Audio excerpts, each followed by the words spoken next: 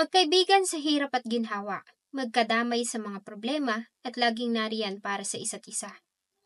Ang walang awang pinaslang ng isang pulis sa Surigao del Sur noon lamang September 9, 2024. Alas 11 ng gabi noong Lunes, September 9, 2024, nakitang kumain at nakipag-inuman ang magkaibigang sina alias May, 21 anyos at alias Net, 25 anyos sa isang resto bar sa Barangay 3, Bungatan District, Mangagoy sa Bislig City. Totoo nga kaya ang kasabihang ang labis na pagmamahal ay nakamamatay?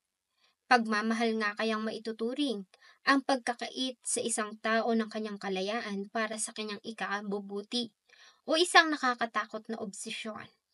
Samahan niyo po akong talakayin ang naging madugong pag-iibigan ng isang pulis at isang dalaga sa Surigao del Sur na nauwi sa pagkamatay ng biktima at nadamay pa ang kanyang matalik na kaibigan. Bago ko po ipagpatuloy ang ating kwento, sa mga bago po sa channel ko at nais sa mga ganitong klase ng kwento ng krimen na nangyayari sa loob at labas ng ating bansa ay maaari pong pakipindot ang ating subscribe button at notification bell para ma-notify kayo pag may mga bago tayong upload na videos. September 9, 2024 ng gabi, nang makatanggap ng report ang tanggapan ng kapulisan sa Bislig City, Surigao del Sur, tungkol sa nangyaring pamamaril sa isang resto bar sa Barangay Mangagoy. Nang magtungo sila sa lugar ay dinatnan nila ang kalunos-lunos na kalagayan ng dalawang biktima, kapwa wala ng mga buhay, dahil sa tinamong mga tama ng bala ng baril sa iba't ibang bahagi ng kanilang katawan. Ang mga biktima ay agad din namang kinilala na sila Janet Catarman Besa, 25 years old, at Karel May Abangan, 21 years old, kapwa residente din ng Bislig. Si Janet Catarman Besa at Karel May Abangan ay kapwa at matalik na magkaibigan. Malimit na makitang magkasama at nagdadamayan, lalo na nga sa mga panahong sinusubok ang isa sa kanila ng mga problema. Si Janet at Karel ay kapwa may angking magagandang pisikal na anyo, magagandang katawan at makikinis na mga kutis. Pareho din silang mahilig sa musika at pareho sila ng taste pagdating sa fashion.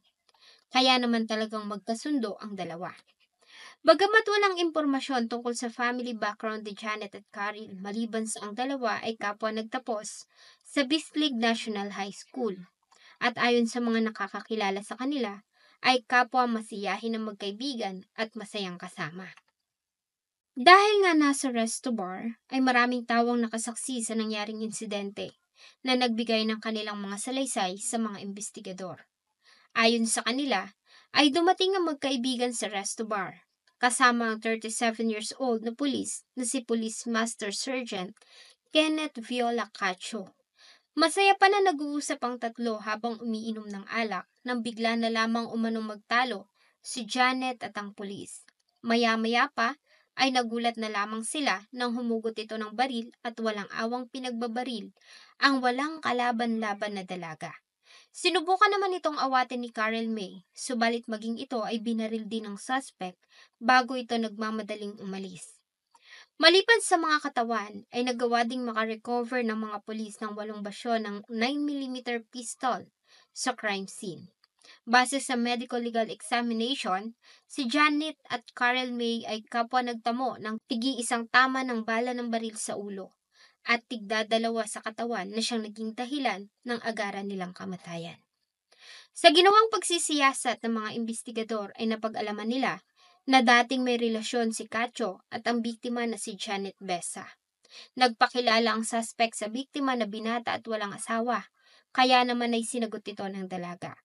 Subalit kalaunan ay nalaman ni Janet na may asawa pala ang nobyo na isang guro sa bayan nito sa Davao Oriental. Noong una ay nagtaka ang dalaga dahil sa tuwing uuwi ang nobyo sa kanilang bayan, ay ayaw siya nitong isama para makilala niya ang mga magulang nito.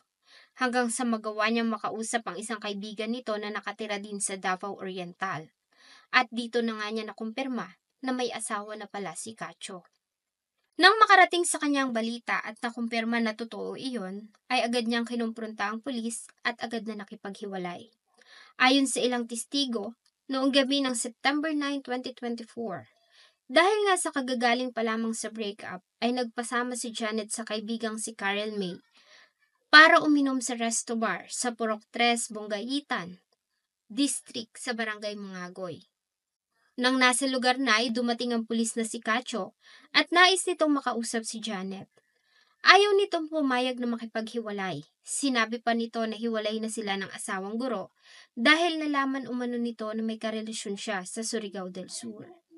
Bagay na hindi naman sinang-ayunan ni Janet at buo ang desisyon ng dalaga na makipaghiwalay na. Bagamat sinasabi nito na hiwalay na sila ng asawa, ay hindi pa rin maalis na kasal ito doon at ayaw ng dalaga na makasira ng pamilya at tawagin na kabit, hanggang sa mapatay ito ng suspect. Dahil dito ay agad na ikinasa ang isang manhunt operation sa pinagsamang puwersa ng Bislig PNP at Police Regional Office 13. Noong September 11, 2024 ay naaresto ang suspect na si Police Master Sergeant Kenneth Viola Cacho sa isang gym sa Barangay Mangagoy. Hindi naman ito nanlaban at maayos na sumama sa mga arresting officer. Ayon sa kanya, ay nagawa niya lamang iyon dahil sa labis na selos. Nalaman niya umano kasi na tumatanggap na ng manliligaw ang dating nobya matapos na makipaghiwalay sa kanya. Nagulat naman ang mga kasamahan nito sa PNP dahil sa ayon sa kanila ay mabait ito at masipag na pulis. Si Cacho ay residente ng Barangay Poblasyon, Catel, Davao Oriental at dati nang nadistino sa Davao Oriental Provincial Drug Enforcement Unit. Gayunpaman ayon sa kanila ay dapat nitong panagutan ang kanyang nagawang kasalanan. Si Cacho ay tuluyan ng sinampahan ng kasong 2 bilang ng pagpatay sa korte ng Bislig City at tuluyan na rin itong nasibak sa serbisyo. Sa kasalukuyan si Cacho ay nasa pangangalaga pa rin ng Bislig City PNP habang dinidinig ang kaso sa hukuman. Sigaw ng pamilya ng mga biktima ay hustisya. Ayon sa kanila ay hindi sila titigil hanggang sa tuluyan na ngang mapatawan ng kaparusahan ng may sala. Ang nasabing pangyayari ay nakatanggap ng iba't ibang komento mula sa mga tao.